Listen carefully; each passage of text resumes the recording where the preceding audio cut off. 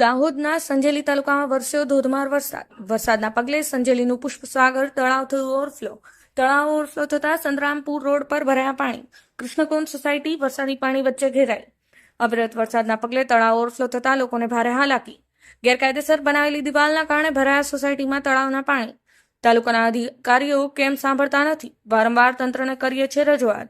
સ્થાનિક આગેવાન સંજલી દ્વારા આ વાત કહેવામાં આવી. દીપ્તેશ દેસાઈ, પાટણ ન્યૂઝ 24, સંજલી, દાહોદ.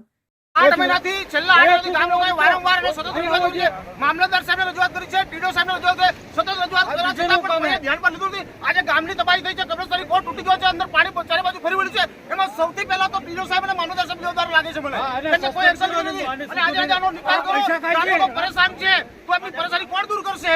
પંચાયત નથી સાંભળતી, મામલતદાર સાહેબ નથી સાંભળતા, ટીડીઓ સાહેબ નથી સાંભળતા, તો શું કરીશું? ગામ લોકો આટલા બધા હેરાન થઈ રહ્યા છે. આજે પાણી ચારે બાજુ ભરાઈ રહ્યું છે, સાથે મામલતદાર સાહેબ પણ હાજર છે. તો તાત્કાલિક કરવા જીસીબી આવ્યું છે, નિકાલ કરવાનો. મોટી રીતના કોતરો આખા પૂરી દીધા છે, કોતરો પૂરી દીધા છે આખા, અને ખાલી 1-2 ફૂટની ગટર કરી છે.